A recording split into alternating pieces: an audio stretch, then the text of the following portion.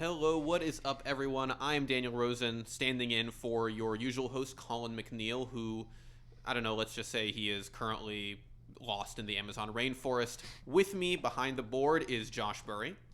The Amazon rainforest, really, Dan? I was lost for a place where Colin could be lost. Where do you think Colin is lost? Maybe he is on an Air Force base in the United Kingdom that has been recently revamped. Is that possible? He may in fact be on that base. I believe Hereford. You think he's in Hereford? Yeah, and that is like a not so subtle indication. Yeah, that we are going to be talking for the first time in the history of this podcast. We'll be talking specifically about Rainbow Six. God knows I've tried to work in literally every reference to the game that I can on every other podcast, but we're actually here to discuss it. It's not just some random segue that I'm doing. And we're here to discuss it with Rainbow Six pro player Troy Canadian Jaroslawski. You know him from his time on Evil Geniuses, the recent second place finish at the Paris Major. Josh, can you bring on Troy? Yes, hello Troy, can you hear us? Yeah, what's up guys? Hey, thanks so much for taking the time to be with us today. I got some, well actually, as I was prepping for this podcast, I saw some interesting roster news come up. So we're definitely going to hit that, but first off, Troy, I just want to say you were recently at an event at the CNE, the Game Garage. Yeah, the AMD Gaming Garage. Yeah. And so, what? I mean, I understand you're local to the area, but what was it like being at an event and representing both Canada and Rainbow Six as an esport? Oh, it was pretty cool. I'm usually only at events just to compete.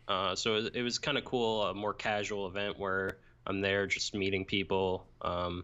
Like I was playing, people could come watch, sign stuff, pictures, that kind of stuff. It was a lot more relaxed and kind of a different vibe.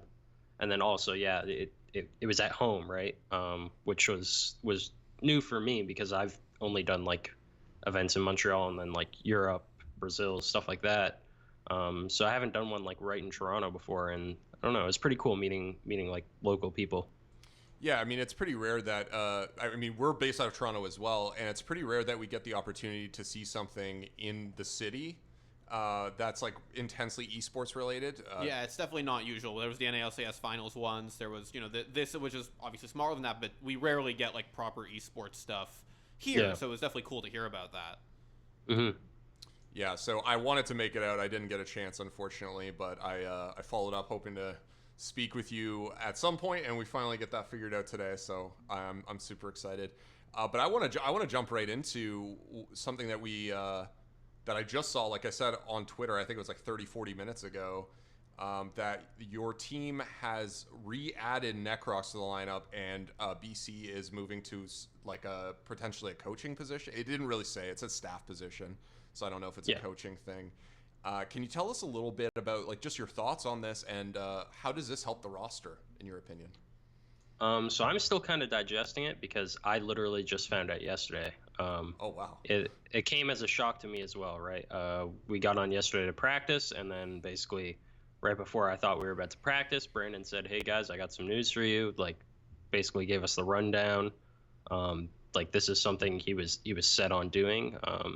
He's always mentioned to us like that it's kind of like his dream to like build a org from the ground up and be like in the management side of esports long term. Obviously he does enjoy playing and competing, but like this is something he wanted to do long term, and he had the opportunity to do so he couldn't really pass it up, and I can't blame him. I am a bit frustrated, of course. Kind of came out of nowhere, and we had just been adjusting to picking up Geo and all that in the new roster. But at the end of the day, like we always knew, like we were really confident with Necrox and Mara on the team as well. So it doesn't make a difference in that sense. Brandon definitely provided a lot in terms of like strategy and structure on the team. So we're definitely going to have to pick up the slack and figure that out to make sure that we don't have any issues there. But as far as the roster goes, like I still think we're an incredibly talented roster. I think if anything, we're a more talented roster now. Like I said, we do lack a bit of the structure and strategy that he brought, but I think with a lot of hard work, we can make up for that.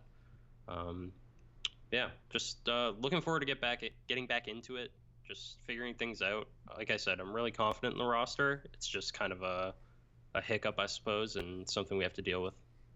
And BC, not to mention, could chuck a mean nitro cell. He was he had quite the throwing arm. We actually featured one of his plays in the video that we released yesterday, which is a top 4 C4 nitro cell plays, which is another first for us for Rainbow Six. We hadn't done a top 10 before, so I want to actually talk about, I guess, sort of seg off that, because I think us as an organization, Josh has been watching Rainbow Six for a long time, and he's been with us forever, so it's not that new to us. But for a lot of us at this, in our position as like guys who cover esports, we're relatively new to not just Siege, but Rainbow Six in general, and this kind of rapid growth of Siege esports has been obviously something we have paid attention to and started to cover. And for me, my first Siege event was in Paris just like last month, a month and a half ago. And I want to ask, do you, as a guy who plays Rainbow Six Siege, this game that is sort of on the rise, how do you sort of explain this game to people? Because it is not like, even though superficially it looks like, oh, it's a shooter, it's like CS or Overwatch, it's not like that. And how do you explain this game to people? So I usually do use initially the CS, like a CS Overwatch kind of hybrid reference. Honestly, I usually do, like, I explain it as like the Dota of shooters, because I think Dota is by far like the most complex MOBA in my opinion. But I could be ignorant. I don't know too much about MOBAs. From like the bit I've gathered from them. I used to play League of Legends, and like I have always watched Dota and stuff like that. But from what I've gathered, Dota comes off as the most complex to me. And I do think Siege is the most complex shooter out there. I think CS takes like an insane amount of skill, all that, and like there's just so much time put into the game and experience that it's like almost it's very, very difficult to like get into fresh now, right? At least on the competitive level. But when I explain it to people, I usually say like it's a lot like CS, just the basic game mode is a lot like CS, but then you have all these intricacies added in with the destruction, all these maps, like just how I guess how detailed they are along with the destruction. And then on top of that, you add in operators, and then you add in the pick and ban phase with operators. So there's a lot of depth to it, and it's not something you're used to seeing in a shooter, and it's a bit overwhelming at first, and it definitely makes it a difficult game to get into, because it takes a while to get comfortable, because for a while you're just dying because you didn't know something existed, basically. Yeah, I can relate to that. Yeah, actually, we just got Dan into the game, and he just bought it recently, and I love playing with new players because you kind of relive your own like learning experience.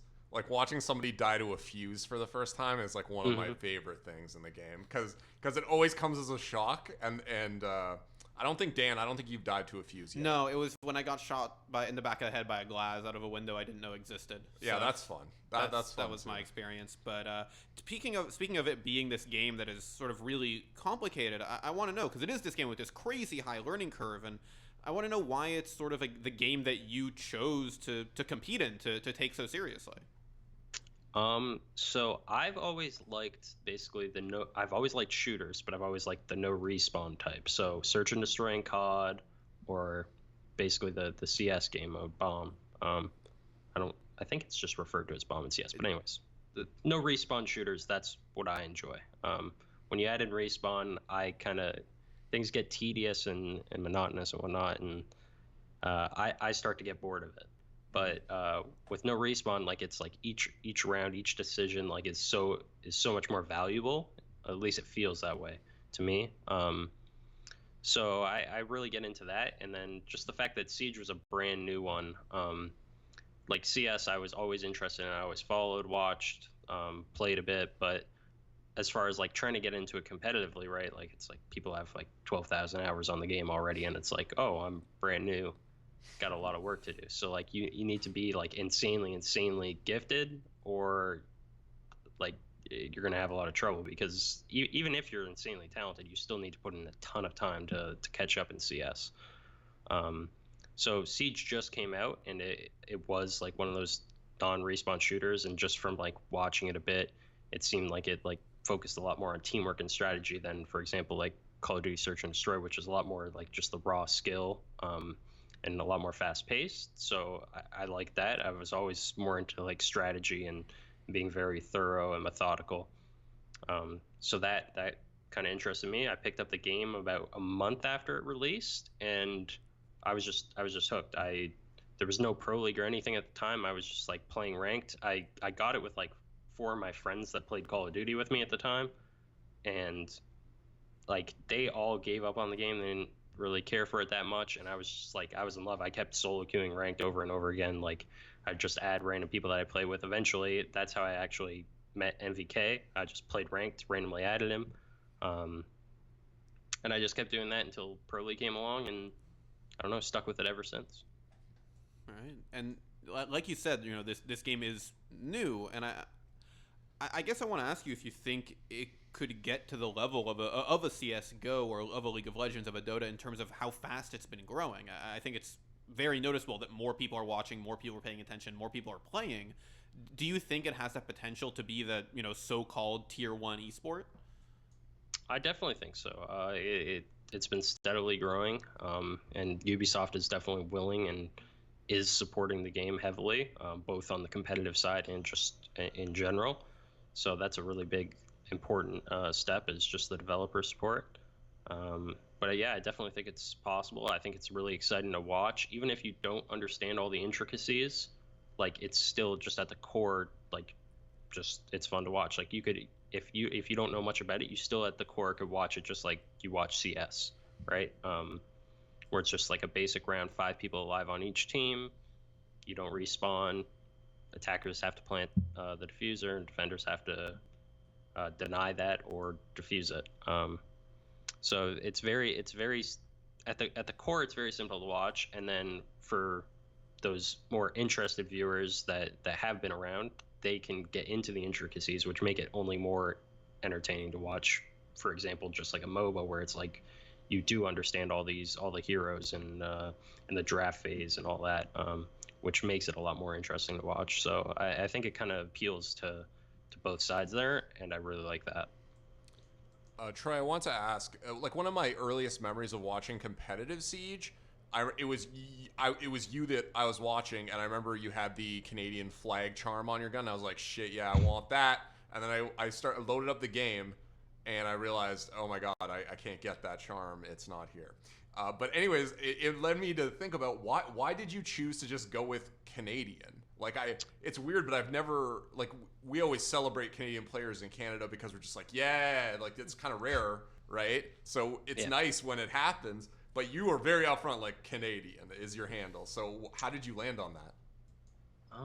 So it was actually I used to, like I mentioned, I used to play Call of Duty, and I would just do like online search and destroy tournaments. But anyways, I had like a different name back then. Actually, like my last name shortened. I had Slawski. It was like Right. my last name shortened, so I had that. But then like basically it was on Xbox, and a bunch of like the original gamer tags got freed up. And again, like you mentioned, like Canadians are rare Right. in esports, I suppose. So like I was always the only Canadian. I was playing with a bunch of Americans. I was always the only Canadian. So like that was my thing. It was like people would talk about something that's in the U.S. and I'd be like, "Oh, I'm Canadian," blah blah blah. Anyways, so like it was like part of my identity, I guess. And then a bunch of the original gamer tags freed up, and I tried to get the original Canadian. I tried a bunch of different things. I think I ended up getting so Canadian, like, oh, I'm so Canadian. I was like 13 at the time. Let's keep that in mind. But then I just kind of always stuck with that. I just always kept Canadian in my name because I'm proud to be Canadian. I always bring it up and always mention it. So yeah, I don't know. I'm glad to have it in my name. It was always there. Always mentioned it to people anyways. So figured it just worked to have it in my name, and everyone's like, oh, this guy's Canadian. That's awesome. I appreciated it. The moment I saw it, I was like, damn, this guy's even rocking the charm. Awesome. I want to go into the past a little bit here, because I was thinking about some of the greatest series in Siege. Like we're starting to think more about this game in terms of like, some of the greatest plays, etc. Like we did that top 10 list about the C4, and I wanted to talk a little bit about the grand finals. At the Six Invitational, you against Penta at the time. some people might argue that this is one of the greatest series of Siege that was ever played. Obviously, it didn't turn out too well for you, but it was extremely close throughout.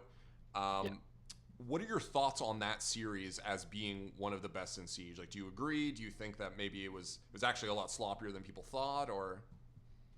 I mean, yeah. To be honest, I would have to agree. Like, there's no denying it. Yeah, maybe the strategies weren't played to perfection. They definitely weren't. That's never the case in Siege, I don't think. I've always had this idea that I don't think like you can methodically have all your strategies planned out, because no matter what in a match, you're going to come up against someone that's going to surprise you. They're going to do something that you didn't practice against, and now all of a sudden you have to figure out how to play against that. That's just how matches work. You're not always going to have everything go according to plan. That's just how it's going to go. But without a doubt, I'd say greatest, or one of the greatest series in Siege. It was like the second invitational, and this was like when the prize pool like really got knocked up compared to the past, where like we always kind of had around the same prize pools at all the events, and then this invitational was like significantly better or bigger than all the past events. So like it was a big deal, the first best of 5 series ever. And then this was also, it wasn't the first time we played Penta, but it was the first time that we played Penta like in a tournament format, like in the actual bracket. We played them previously in the group stages of the invitational, but like tournament lives weren't on the line at the time. And that had kind of been like a matchup that really, there was a lot of build up to it, because we had won 2 titles previously when we were under Continuum in year 1 season 3, and then the previous invitational, and then Penta had been the only other team to win multiple titles, and that's still the case. We're still the only 2 teams that have won multiple titles, but we had never played before, so it was kind of like the clash of the titans sort of thing, and NA versus EU, which is always a big deal. So that all came in, and then of course to add on to it, we go up 2-0, looking like we're about to repeat, only to have them bring it all the way back, go to the last map. There was all sorts of new strategies that they brought out, which kind of frustrated me, because once we went up 2-0, we went to the 3rd map, and it was like one of our best maps at the time. It was actually a map that they didn't play often, but they pulled out like this Montaigne strategy that we had never seen before, and basically like completely destroyed us because we had no idea how to react to it. So all that goes down, and then last map, like they're up 4-1, we bring it all the way back to overtime. There's all these close, like clutch rounds that we were on the losing side of all of them, but yeah, overall a great series. There's no denying that. Definitely frustrating for me to look back on, but at the end of the day, there's no denying it was an amazing series. After that first, after that 2-0, after map 2, what was your guys' mindset? How confident were you guys going into that 3rd map, especially when it's like, oh, this is our map, we're gonna roll this? Yeah, we were extremely confident. I mean, obviously, we still had the mindset like anything can happen. We can't let up or anything like that. But to be honest, I've said this and joked about this. Like, I think I was happier when we went up 2-0 than when I won the first invitational. Like, we went up 2-0. I was just like screaming, one more map, like, and I was so happy. I know we still had more to do, and I was still focused, and like we got into the next map, and like nothing changed. But yeah, I was definitely like that. I was probably happier than when I won the first invitational. So to look back on it kind of sucked. Well, I'm sorry to put you through that, but I want to get some of your thoughts on it. Actually, you mentioned something earlier, Troy, that I think is really interesting, which is that you can practice a bunch of things. You can practice everything that you know about, but at the end of the day, when you get in there, there's a chance that they pull something out you have no idea what's happening or how to counter it. I want to ask a little bit, because you are somebody who will kind of play a bunch of different operators, and you're balancing the IGL like captain role while you do that. And for me, that's like kind of, I find that interesting, and I want to ask how you personally balance that. And there was, I think in the press release that from EG, there was something you mentioned mid-round calling a bit, and I would love to just get your perspective on how you balance the IGL role with your own play, and especially when you're on a character like Ashe, where you're you're pretty much expected to frag out on that character, right? Like if you're playing Ashe, you are expected to get a certain amount of mileage. Like that's kind of the expectation.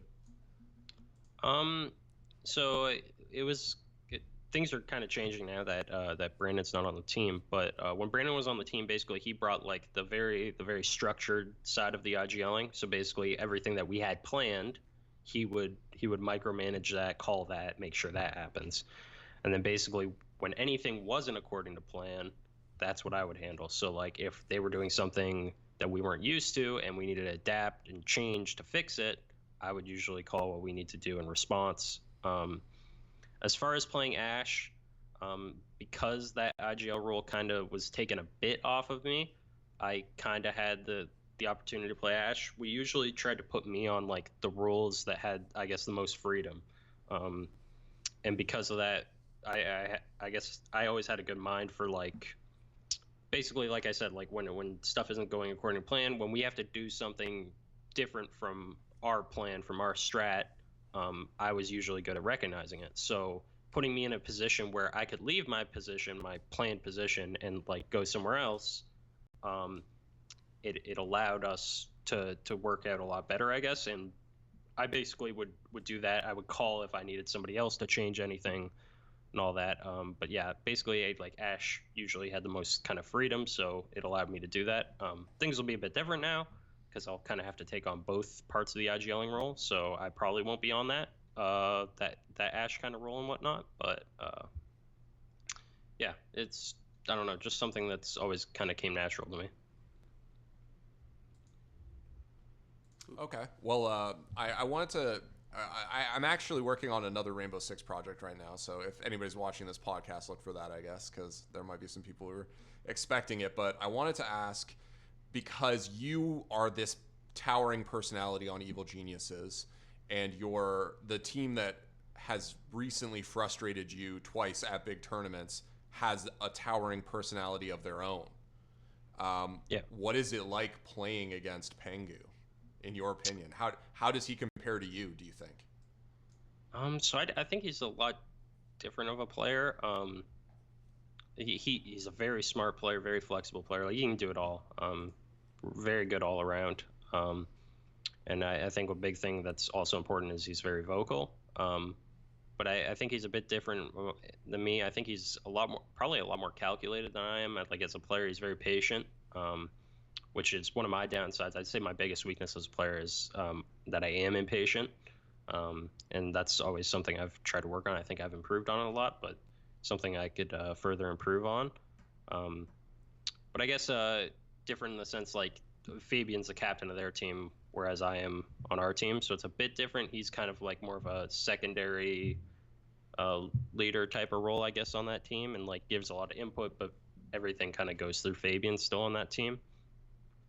I don't know. It's always fun to play against them. I'm a very competitive person, and at the end of the day, like, they're the only team above us. They're the only team that's beating us and that we haven't been able to top. So I'm always looking to play them because I want to beat them. That's it. It's interesting that you say that you guys are really different players, because I got a chance to talk to Pengu in Paris, and I asked him like basically what Josh just asked you, but in reverse, and he said that playing you reminds him of playing against, like, it feels like he's playing against himself sometimes, and he sees a lot of similar stuff. So it's funny that you have a totally different take on that. Well, I guess I do see the similarities. Like, I think him and I are like two of the most flexible players. Like, I think we kind of take on any role and stuff like that. And I do think we understand the game on a similar level, and have like a similar approach to the game and how it should be played. But I guess our role within the team, I guess, is different in that sense. I guess more on a personal level, not as much on a player level, like as far as how I captain and how he fits into their team, where he isn't necessarily the captain. So I guess just a different point of view on it. I do see the similarities in playstyle, though. Makes sense. And I want to actually ask you about the team. Obviously, stuff is changing recently, but I want to ask about, like, what are, before I get into like specific situations, but like how do you guys interact? What do you guys like backstage, in those situations when you're leading up to a game or just coming off of a win or a loss? Like, are you guys like at each other's throats? Do you guys get along? Like, how does it usually go for you guys? We're a team that gets along really well. There's very rarely conflict. There is sometimes, but there's very rarely conflict on our team. We always get along really well. We goof around, joke around with each other. We are always like trying to improve, like looking at other teams and their strats, how to counter them, if we can use them, if we can improve on them, stuff like that. Being self-critical of ourselves, but at the end of the day, we all get along really well. Yeah, we joke around backstage a lot, stuff like that. We're also kind of a quiet team. There's a lot of, honestly, to be honest, when we sit backstage like before a match, before we're about to go out, a lot of time we'll just kind of sit there in silence. We say what needs to be said before the game in our preparation and stuff like that, and then we'll just kind of sit there. Sometimes we'll be quiet, sometimes we'll be joking around, but yeah, we get along really well. When we're down, there's never any fighting or anything like that in matches. Yeah, I don't know. Team that gets along really, really well. That's good to hear. I feel like you don't often get a lot of that in esports sometimes, especially with a team that's like on top. I feel like you hear a lot of like, not to say that I'm talking about any specific team. I just hear a lot of times like even a team that's great, there's always some issues. I think we had even like recently we had Nothing on the podcast who told us about Cloud9 won the major, but maybe there wasn't so much great stuff going on in the background. But I want to ask you something that we've been asking a lot of people lately, and you talk about you guys are a team that likes to goof off. We've been asking some folks for their favorite sort of like out of game backstage stories. Do you have any like good memories that you guys kind of had, like going out on town, maybe in Paris or Montreal, or just something that happened backstage? We have a ton. I just like, when I try to think of them off the top of my head, it never really happens. We could honestly, circle nothing back, off the Troy, top if of you my want. head. Like if something comes to you during the podcast, like as we move forward, we could circle back to it. Just interrupt me, and I'd be happy to circle back. All right, yeah, that'll work. But I don't know. We all have our goofy moments. I mean, I guess one that just briefly came to mind. But this is like I said, there's tons with us. Like I said, we're a very goofy team. We all joke around a lot. But like, just DreamHack Montreal with Gio on our roster, we went out for dinner on the last night. It was after the tournament was all over and everything, and we're all ordering food and drinks, and Gio's like, "Oh, Nate, what are you getting?" Nate's like, "Oh, I'm getting a pina colada." And I was like, "Okay." And then Gio goes, the waiter comes up and he goes, "Oh, I'll get a pina colada." And then the waiter's like, "Okay." And he's like, "What flavors do they come in?" Oh my. Yeah. So he's just going with the flow then. He's just trying to order what other people are having. Yeah. Nice. So yeah, we all have our moments. Amar's a really funny, goofy guy. Same with Young. Young's extremely goofy. I'd say Nate and I aren't as goofy. But Young and Amar, they're really goofy. Gio's a really funny guy as well. We haven't been around him as much because new addition, but yeah, we have some characters. Sounds like you have an exciting, maybe a whole menu of cocktails to explore with Gio now. Since the pina colada is unknown, I'm sure, you could try the Moscow Mule, see if it includes actual mule, all sorts of stuff. I don't know. I'm excited. Not a bad idea. I'm excited. I had a weird question for you though, Troy. And it's just something I've been wondering, because I used to follow Heroes of the Storm, and there is a player in that game who shared your last name, and I want to know any That's my relation brother. That's your brother. So I'm talking about Nesper.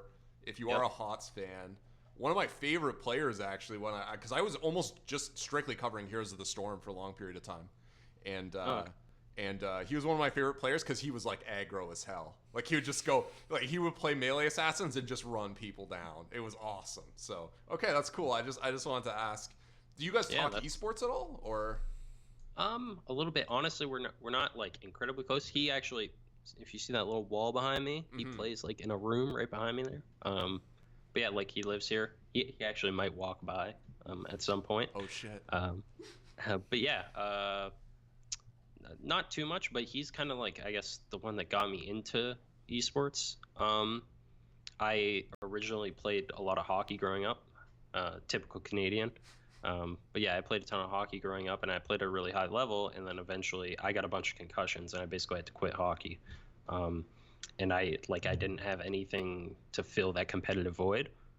So I would always like at the time I was really bored, and my brother always played video games. So I'd like sit at home, I'd watch him play, and he played like Halo, he played Splinter Cell, stuff like that. And I just watch him play, and then eventually I started getting into it because I was bored. I needed something to do, and then me being super competitive, I wanted to be better than him. I never was. He was always way better than me at like every game. But then eventually he got me into Call of Duty, and then we found like basically competitive stuff online for Call of Duty, game battles, and we play that. Eventually he moved on. He started playing WoW, and then eventually like League of Legends, Heroes of the Storm later on. But he moved to like MOBAs and PC games.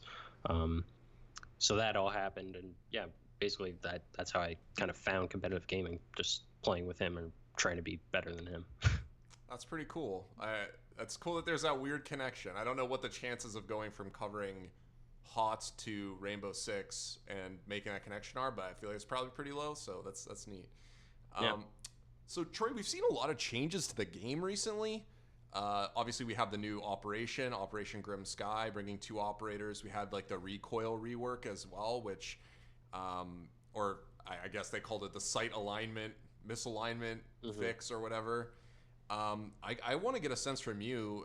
How do you feel about the update, specifically the recoil changes? I'd be interested to hear about, or even just the new operators. I know Maverick is making a lot of people angry right now. I think he's awesome. I love him. Yeah. But getting shot in the back of the head from like point blank range because you got your back to a reinforced wall is kind of bad for some people. So would love to just get your take on the new patch. So first off, the recoil, I like that the sight misalignment's gone, because it got really frustrating before. Like your hollow sight would like bounce around everywhere. You'd have no idea where you're really shooting. You just kind of had an idea, and then like you'd get a random headshot or you'd miss. So it was frustrating before. So that it fixes a lot of it. I do think some guns recoils are a bit too easy now, but I don't know. At the end of the day, I'm okay with it. I don't mind it. Are you talking about Glaz by chance? No, I was thinking of Ash and Buck at first, actually. Okay. But those were the first ones that came to mind. Glaz is a whole nother issue. Yeah, Glaz is his own problem.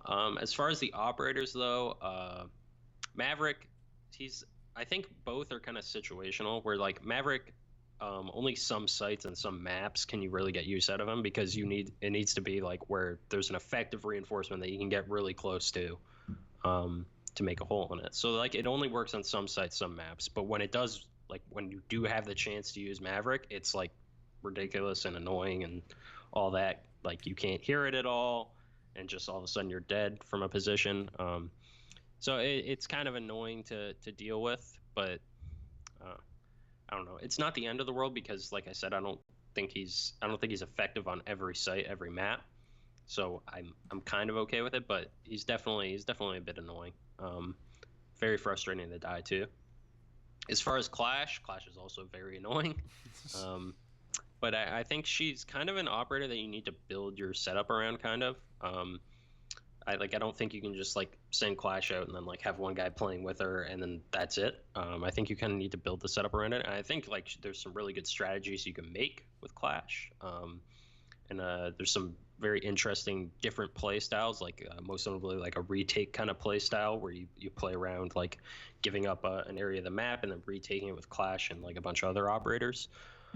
But I think you kind of fully need to invest in that Clash playstyle. I don't think it's just like she's just an operator that you swap into your lineup. I think you entirely play around her in that playstyle, and if you do, like you can do it really well. But otherwise, it's not really worthwhile. Okay, I'm glad to hear that about Maverick, because I got the sense that Maverick can be very annoying, but he also feels kind of like a pub stomp hero in a MOBA, where it's like it's good against disorganized people who will let you just walk up to the exterior of the site and cut a sneaky hole. But in competitive, that's like not as common, and additionally requires you to like get an effective sight line from that position too, which can't always happen on all sites. Yeah. So yeah, just like you said, definitely more frustrating in ranked and whatnot. But like there are some positions where like you can't do much about it. Like he's able to make a hole and it's you don't hear it and it's really annoying. But it's definitely a bit like you said, like one of those kind of pump stop heroes. He is effective and competitive as well, but more situational, in my opinion. There are people that disagree with me, though. I know, like, there's a lot of people that really just can't stand Maverick, but that's my take on it. I'm curious how you feel about these characters who do kind of change the way you approach the game, right? Because even on those sites where Maverick is effective, you suddenly have to worry about sightlines you never had to worry about before. When I was in Paris, I watched Mira get permabanned because you don't want to deal with that nonsense. Characters like even Bandit, like characters who just change the way you have to approach the game. Yeah. I'm wondering, how do you feel about those characters? Because I feel like we have seen some of them just get permabanned, but eventually there's not going to be enough bans to not let them through. Well, so that's the thing. I think that there needs to be more and more of them so that it's not the case where it's just like, oh, we just permaban Mira. Because initially, like, Mira was honestly the only defender that, like, permanently changed how you approached a site or a map, right? Because, like, a setup is entirely different from when you run Mira than when you don't run Mira. And I think now that Clash is introduced, like I said, you kind of have to build the setup around her. I think she's kind of similar to Mira in that sense. So it kind of adds another, like, it's like I call it like a play style kind of operator, where it's like you build your style around it, like a stylistic operator. That'd be the right word for it. But anyways, you kind of build your style around it. And Attack has always had that, where it's like you have Lion, Dokkaebi, Glaz, Ying, right? Those are very stylistic, and you can kind of build around that. So, like, if you ban Glaz, now you don't have to worry about that style at all, because there's nothing similar to it. Same with like a Blitz or a Montaigne. There's all these stylistic operators on attack, but then on defense there was only Mira. So people would just be like, okay, well, we can just ban Mira, and now we have to only practice against and with this one style. So I do think that, like, adding in Clash and then more and more of those kind of operators, especially on defense, is something that we need, so that, like you said, there's not enough bans to just permanently ban it. And then that makes the meta more interesting, and the ban phase, you kind of put more into it. You prepare more for a specific team. You might know that they're better on one play style than another. So I think it's better overall if there's more operators like that, and you can't just permanently ban Mira. Yeah, it's actually an interesting point, Troy, because I think a lot of people would say, well, why don't you just make it so they're less impactful, right? Like just make it so that those things are less ban worthy. But you're saying, let's get some more stuff in there worth banning, so that something has to come through, and you're forced to make that decision about how you want to defend, or how you want to, like, what kind of defense you want to play against.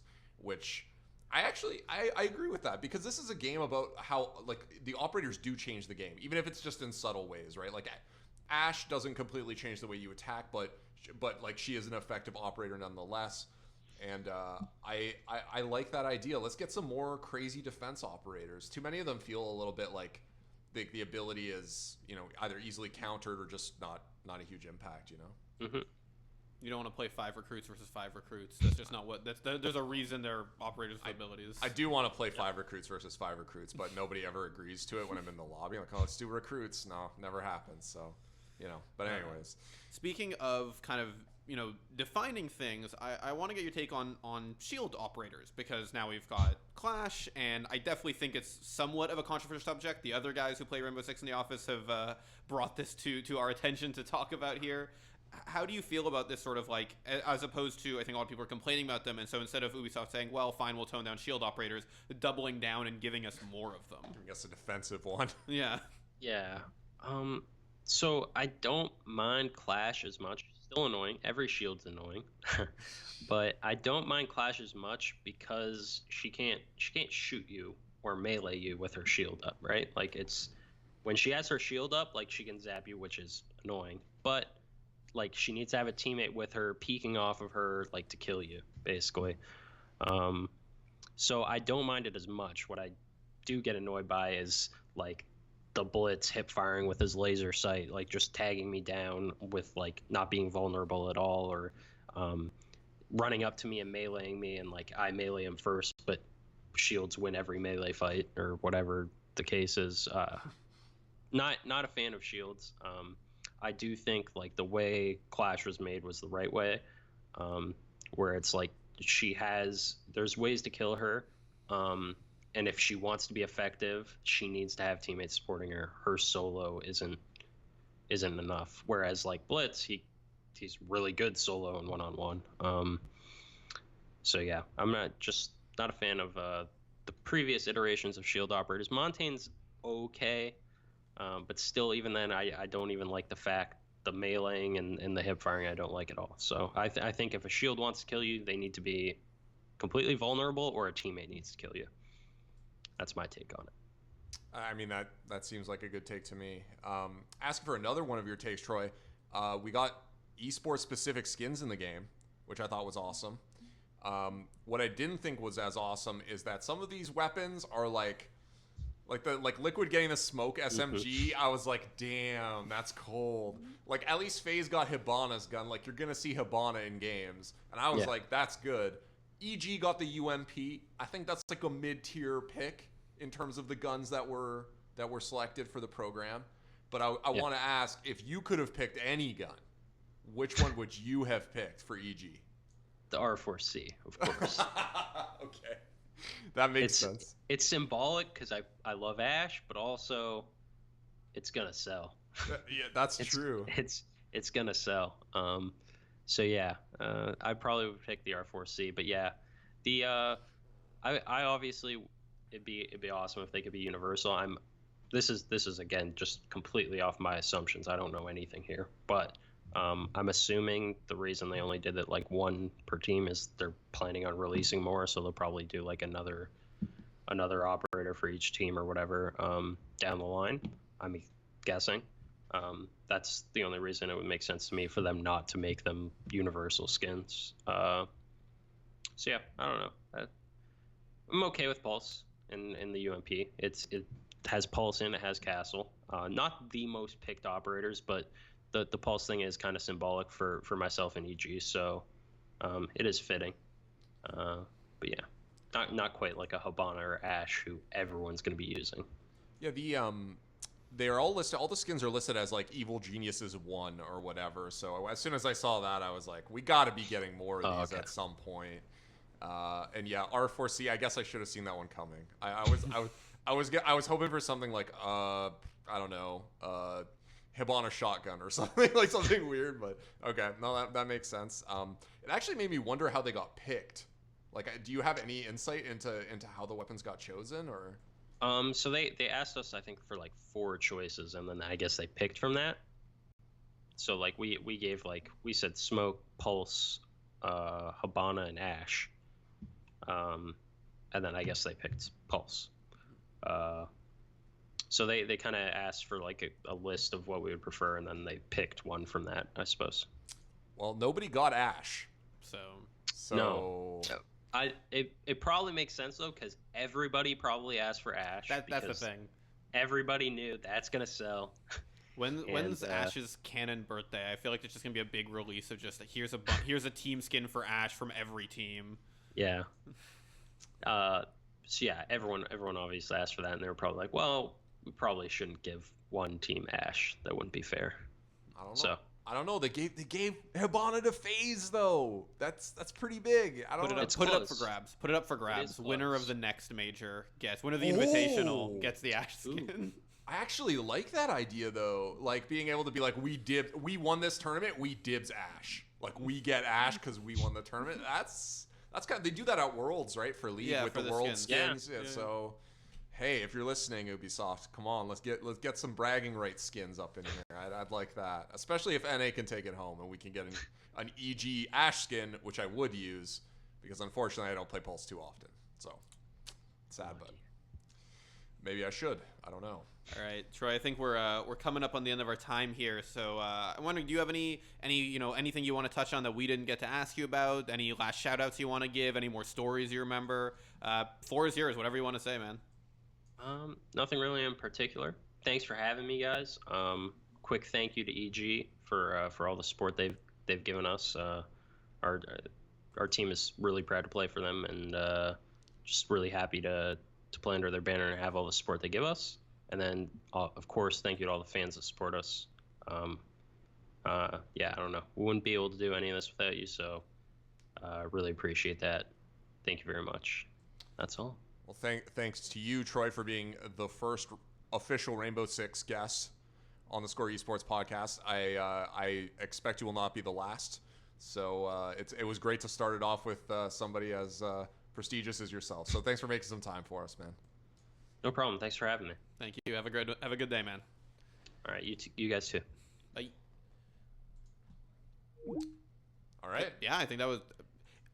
As a neophyte Rainbow Six fan, Yes. I'm always interested to hear people talk about the game because I think, like Troy said, it is, I don't know if it's the most complicated, but definitely one of the more complicated shooters I've ever experienced.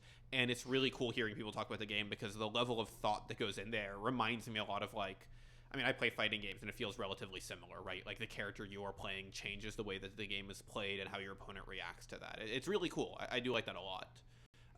And also, let's get bragging rights skins in every game because League has them, Street Fighter has them. Every game needs bragging rights skins. It's the coolest thing in esports.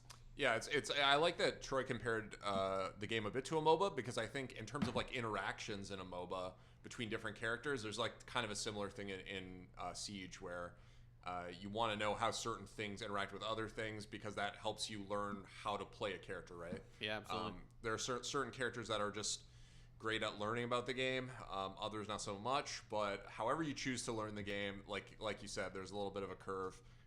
I find that super satisfying though, and probably I do too. You as well, coming from a fighting games background. I love that. I love slowly learn as I learn more about a character, I learn more about the game. That's the stuff I live for in competitive video games. And if you want to know more about Rainbow Six Siege, you can go to the theScore eSports YouTube channel. I was gonna say .com, but you can also go to theScoreEsports.com or our YouTube channel, either one, where you can find the story of Rainbow Six Siege or just the story of Rainbow Six. Right, it's all of Rainbow Six. Yeah, I had to talk about where Rainbow Six came from. So there is a little bit about a little bit of Rainbow Ding Chavez in there.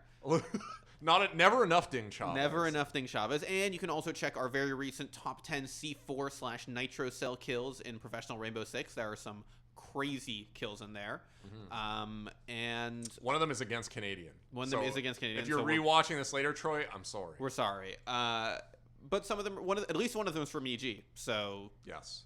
That's correct. That's what matters. And then we got some stuff in the pipeline. Yep. I'm not going to confirm anything at this time, but maybe if you went through all the questions I asked in this podcast, you could think a little bit and maybe piece the mystery together. If you know what it is, make sure to DM Josh. Slide into his DMs. Slide into my DMs, and I'll slide into him for you if you can't slide into his. Anyway, for Josh Burry, for Colin McNeil, who is lost in Hereford base somewhere in the basement whiskey distillery, I've been Daniel Rosen. Until next time, GG.